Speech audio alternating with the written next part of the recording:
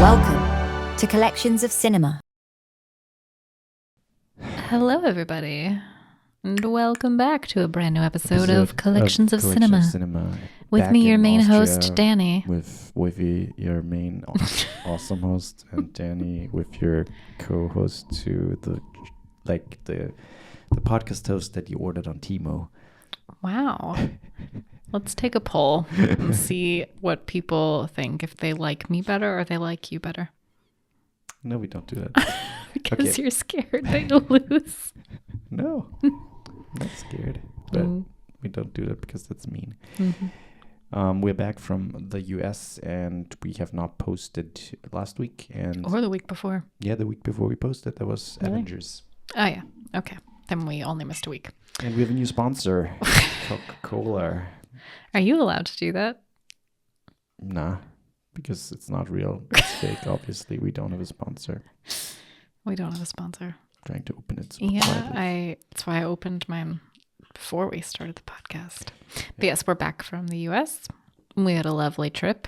We did. It was very different traveling with a baby. Yeah. But lovely nonetheless. Yeah. Yeah. And she's a little sick, so anybody watching the video, if you see like snot all over my sweater, it's from the baby. Sure, the baby. And there's a bean joining us in the studio. Yeah. Also, happy holidays, everybody. It's coming up soon. And it is. We thought we start like the road to Christmas. We start a little Christmassy themed movies, and that's why we decided to pick a movie ourselves. Yes, but we will only pick this one, and then we will post. It's probably already been posted by the time this is out. It has already been posted, so check out our threads on our Instagram, and you can vote. Yep. I mean, Instagram will probably be over already, but threads, you can go back and look, and you can vote on a number to pick, and they're all Christmas movies. So we're doing. We don't have a lot of Christmas movies. We don't. But in my opinion, we picked the best one. And the movie is called The Holdovers, and it's from last year, 2023. Alexander Payne directed it, written by David Hemmingson. And it stars Paul Giamatti, the Divine Joy Randolph, Dominic Sessa, he's awesome, and a bunch of other people that are not so well known. And I really admired the movie for that. The budget was 13 million and the box office was 45.6 million, which is actually pretty substantial for a drama comedy Christmas film that doesn't like have a massive star attached to it. Mm-hmm. I mean, I wouldn't even say. I mean, I would almost call it like drama coming of age. Kind of, because Paul Giamatti is the main character, right? But it is. There are elements of it. There are a lot of, different, elements in that movie. But it's Christmassy themed, so it's set around Christmas, and just maybe talk about the plot quickly. Mm-hmm. So they're at a school for boys. Sorry, it's set in the 1970s. Yes. It's a boarding school. 1972, I think. No, actually 1970. Really? Okay. Yes. Bean. Sorry. So they're at a boarding school. So most of these boys have been sent there by their parents because of misbehavior, or they've been expelled from other schools. That's usually how boarding schools work. Or they're just rich people who want to get rid of their kids. Or that. Which I think it's most of the kids in that scenario. But apparently it's a good school because a lot of the students go off to like Ivy Leagues afterwards, or at least their plan is to go to Ivy Leagues. And it is about to be Christmas break, and a bunch of the students are going away, and some of them have no place to go because either their families don't want them there or whatever the case may be. And so there's a few that are going to be left behind. So there's a teacher that needs to stay back, and that ends up being Paul Giamatti. And also hence the name The Holdovers. Yes. It wasn't supposed to be Paul Giamatti. Yep. There was another teacher who was supposed to do it, but he made up some nonsense about his mother. That, and also the principal wanted to punish him. Yeah. for for basically treating a high valued pupil who has a very charitable or wealthy father who gave a lot of money to the school before normal, like a normal. He pupil. treated him fairly, technically, and didn't give him any special treatment. And but anyways, so Paul Giamatti ends up staying back, as well as what is her name? The cook. Right. What is her name? Divine Joy. Is that her name? Yeah, that's her name. Mary Lamb. Yeah, and she's also great. Yep. So she also stays behind. She's one of the cooks in the kitchen.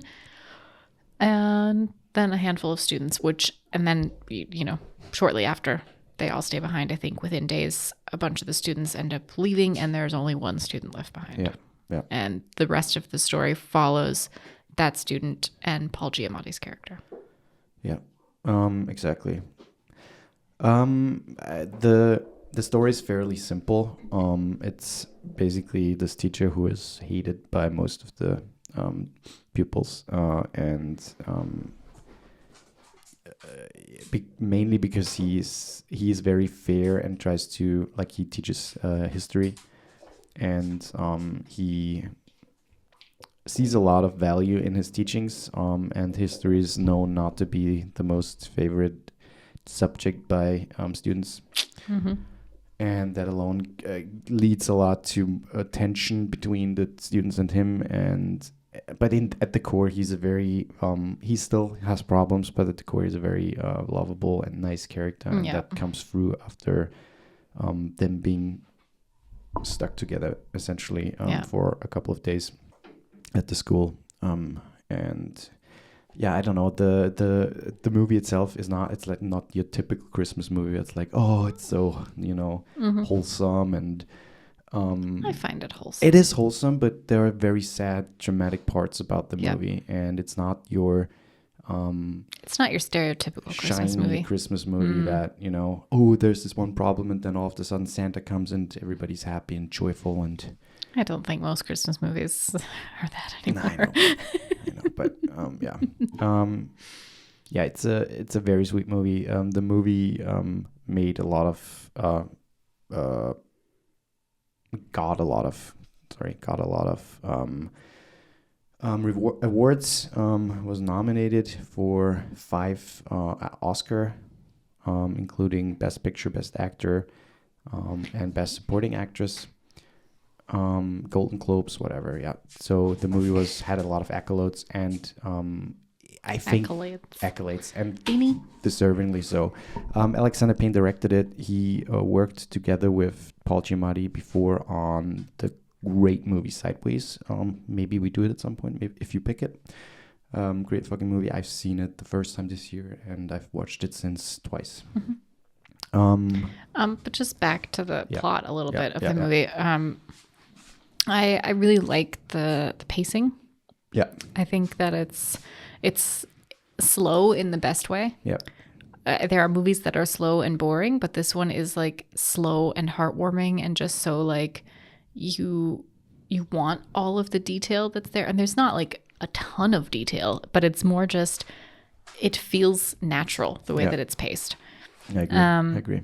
And cozy almost, like the way that it's paced makes it feel so cozy, and also kind of gives you that Christmassy feeling a little bit. And I love that they kind of dive into the stories of each character, also slow paced, where it's like you slowly learn a little bit more, like bits and pieces of each character throughout until you have like a full picture. And which I like, because it's not like you learn everything about the character in one scene, which also happens, where a character has a monologue and tells their whole story. But this is just like you're kind of learning as you go.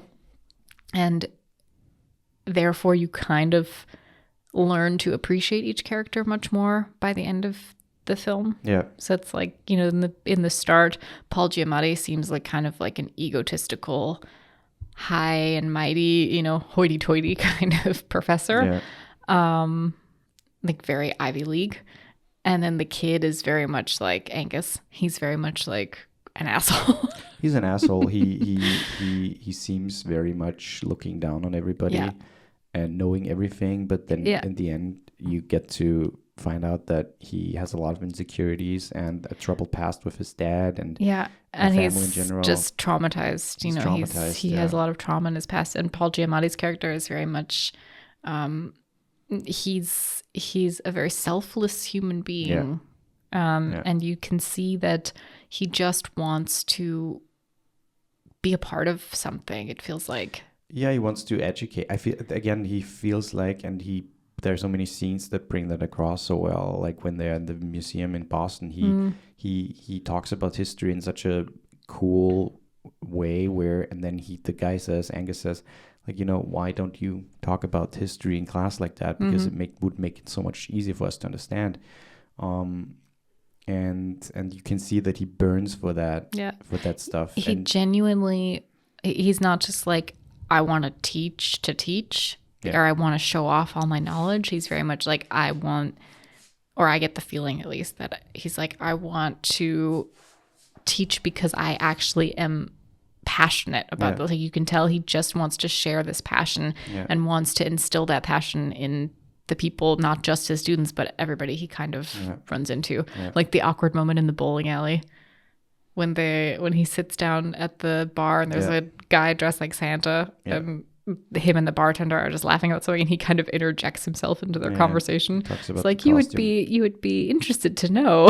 And then he talks about like the costume of Santa and where it came from and why it's inaccurate, thinking it's like a funny anecdote, and the guys are just like, oh, okay. You're fucking weird. But what I really like about the movie is it could technically be set at any point of time. It wouldn't need to be necessarily around Christmas if you find an excuse for them to be there alone for a couple of days.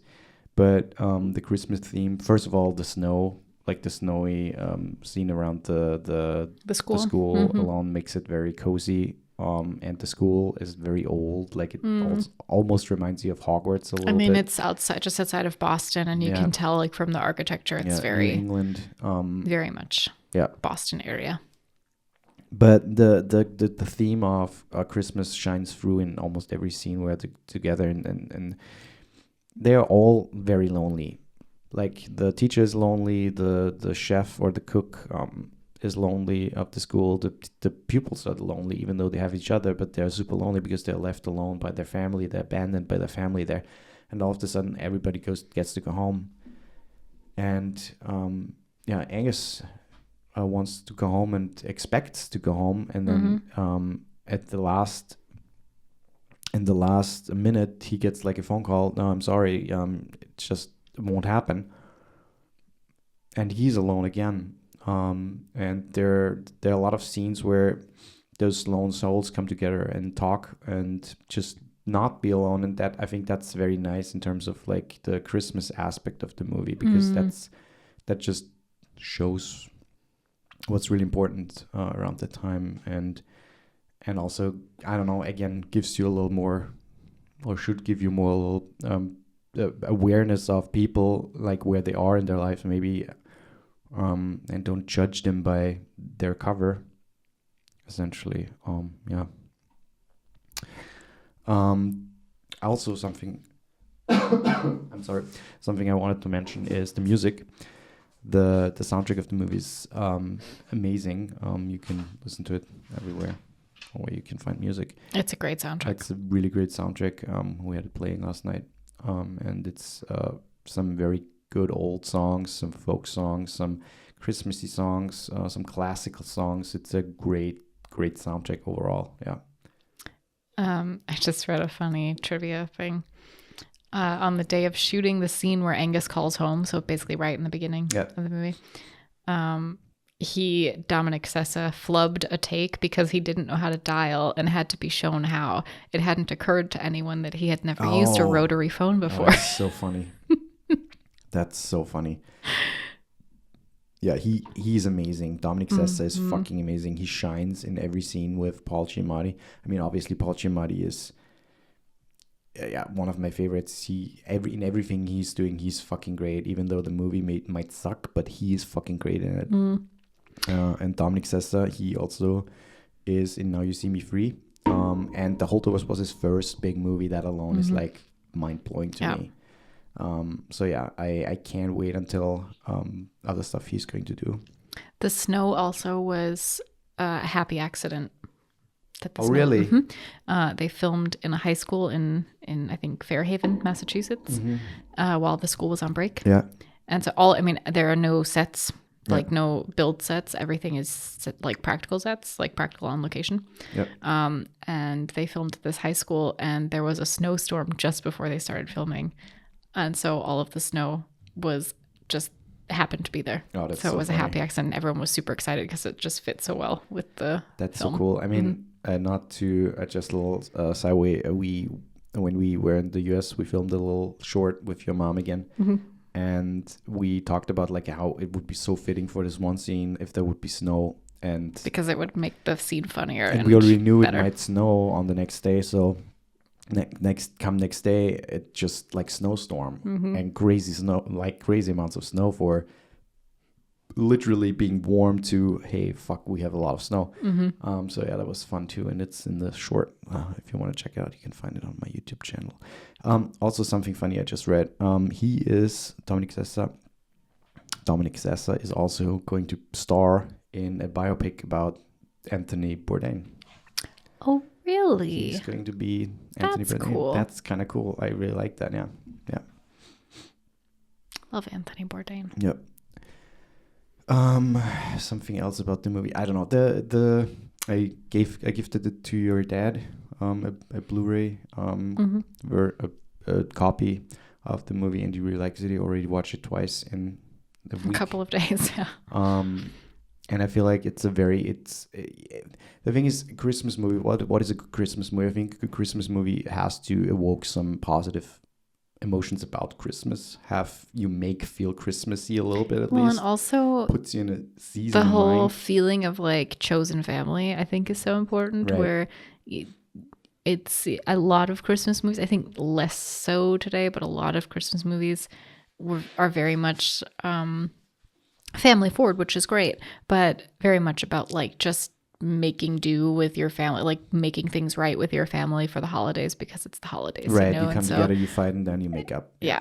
But not a lot of movies go the chosen family route where it's just, maybe it's just your family situation is not a good one, and it's just strangers coming together in that situation. Yeah, and I really like that, and they did a good job with that, where they really made you feel that togetherness vibe, even with these people who don't really know each other that well, but get to know each other. Right, and what I liked about the movie especially is it's not just the nice side. A lot of Christmas movies just let you forget about the real life troubles, the stuff that's going on behind the scenes, the stuff that troubles you through the whole of the year, and only because it's Christmas, it's not gone. And what I really like about the movie is that I feel like Family Stone does that fairly well too. Yeah, I agree. You can see the pain. You can see it in the scenes. There are some really, really dramatic scenes, and it's not overall not a happy movie. Even the ending is not like that happy. It's kind of a sad ending. It's nice. It's a nice ending, but it's not a happy ending. And I like that about it. It doesn't sugarcoat anything. It's a very realistic depiction of people coming together who have clearly problems in their life, but they come together because they're lonely, and they find friends in the end. They find friends because they talk to each other, they listen to each other. They might be different, they have different opinions, but they're different ages, they come from different backgrounds, but in the end they want the same thing, and that comes through in the movie. Yeah. Also, it's funny. There are some really funny scenes. There are some really funny scenes. And also, if you know Alexander Payne's work in the past, I mean, he's a great director. He does this very cool fine line of hilarious scenes to, this is devastating. This is really sad. I also feel like there is a nod. I feel like it has to be a nod to Young Frankenstein. Which is a classic movie. But so in Young Frankenstein, Igor or Igor, depending on whose way of saying it you take, has a hump on his back, like a hunchback, and it throughout the movie consistently switches sides. And the joke is that Igor knows that it's switching sides because he constantly like will give a look to the camera, and it's so funny. Yeah. And in this movie, Paul Giamatti's eye, he has like this weird lazy eye thing on one side, and it also changes sides throughout the movie. And they make a point that Angus asks him at some point, like, which eye should I look at? Because sometimes I get confused. Yeah. And the only thing that they really released about the eye is that they purposefully switched it so the viewer would feel the same confusion as Angus of what eye to look at. Yeah, and he So tells him at some point, at the end, he tells him which eye to look at. Yeah. But I feel like that has to be a nod to Young Frankenstein. Yeah, because it feels too... The eye thing is really funny. Yeah, but that's very funny. They don't really talk about it. They don't talk about it. There's the one scene where Angus says something, and then the one scene at the end where he tells him which eye, but otherwise they don't mention the eye. No.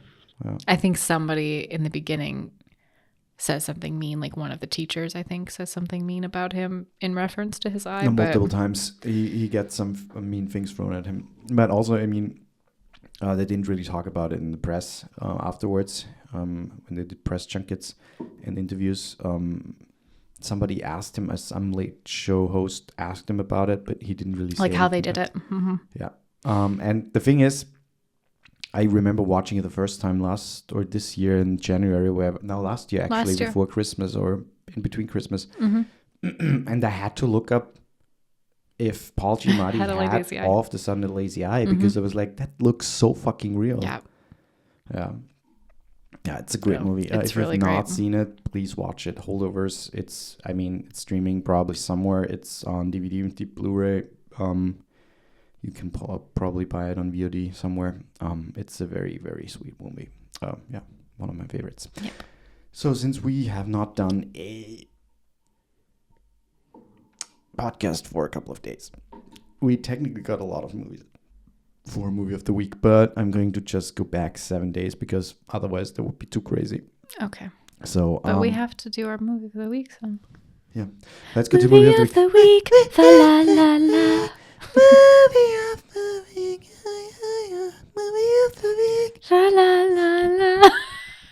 Okay. Okay. Sorry for that. Okay. Don't be sorry. It was magical.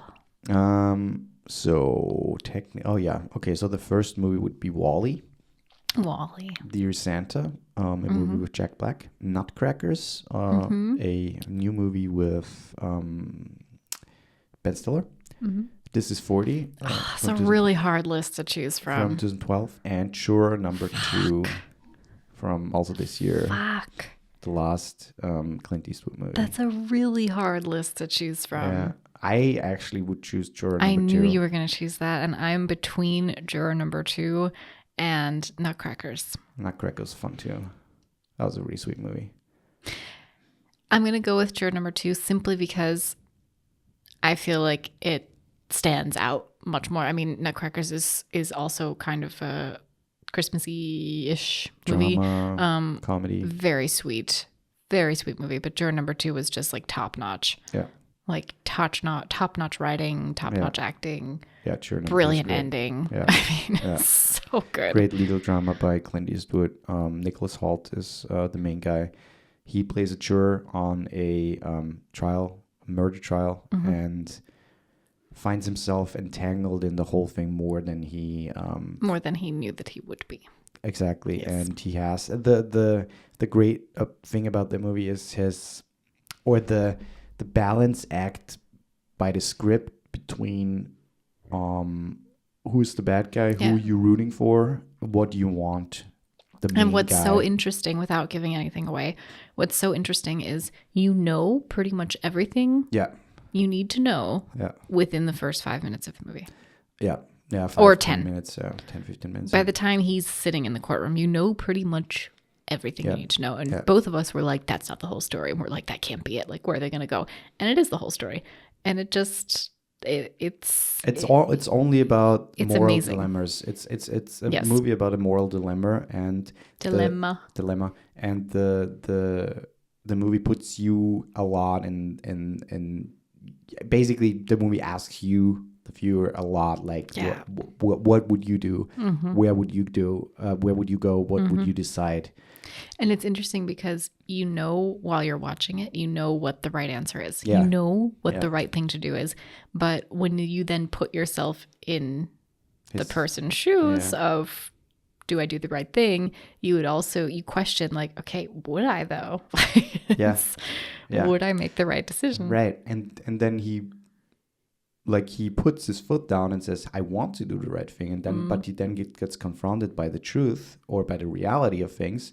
Yeah, don't say too much. And yeah, it's a great movie. But also, it's really great. Let's quickly talk about Nutcrackers, because that's also a great movie and it got a lot of shit by critics. But which I don't understand. It's a lot of times people say, oh, they don't make movies like that anymore. They don't make movies like that anymore. Nutcrackers feels like a movie that could be straight out of the 2000s, 2004 era of movies. Totally. It's a dramedy, simple story about a guy who has to basically go back somewhere rural. I don't remember where, North Carolina somewhere. I don't remember either. To see his three nephews, because four nephews, because their mom, so his sister died, and they don't have anybody anymore. And so he goes back there to arrange everything and to maybe get them adopted somewhere. To try to find them a foster family. Right. And that's it. That's the whole story. And of course, you already see, of course, there's a lot of potential for drama, for tension, for conflict. And it's also not like a surprising end. It's like, how it's going to end, because of course you know how it's going to end. Obviously, yeah. And it's this kind of stereotypical, like, oh, he's a big businessman and he's got this businessman attitude and, doesn't care about anything else but business and blah, blah, blah. Yeah. But I feel like they kind of do that ironically, because they make it so obvious that that's who his character is. Yeah. Like when he drives in with his, a Porsche. And he's blasting LMFAO in his Porsche.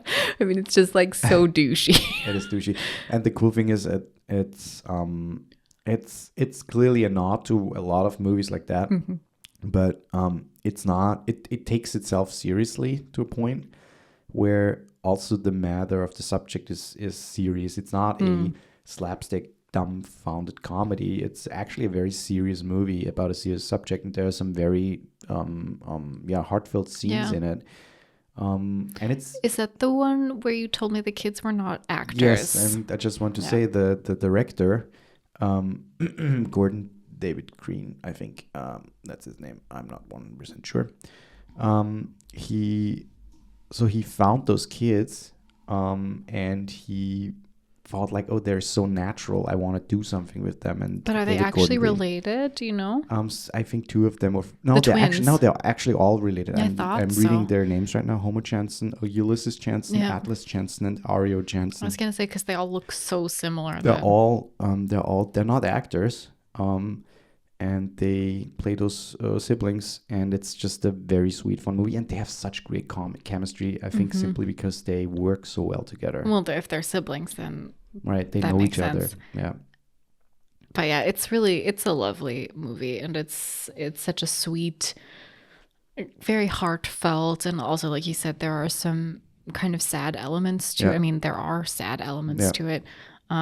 And the kids, for not being actors, they play it so naturally and so well. Like they just do such a great job at the whole thing. They're actually all 4 trained ballet dancers. I mean, you could tell. Dancers. You could tell. Yeah, which is a theme in the movie. Yeah. Yeah, you can't teach what they did that The quickly. thing is, I like David Gordon Green. He does a lot of cool movies. He did the Halloween, the new Halloweens, the 3, which was a little branch out from his typical thing. He's going to do The Exorcist, or he did The Exorcist, the last one, the remake, or not the remake, actually was a continuation of the story, but he did a lot of those weird drama movies with comedy elements in the past, and I really like Joe with Nick Cage, Prince Avalanche. I really like Manglehorn. I really like Stronger with what is his name? Jake Gyllenhaal. So he is a very weird director, but he fits very well with that movie. So go check it out. I think we make an exception this week and have 2 movies of the week, because those are the movies of the week. They're good. That's it, everybody. Please head over to our Patreon where you can support us. Joe is the only Patreon member yet. Hey, Joe. And until next week. Goodbye. Goodbye.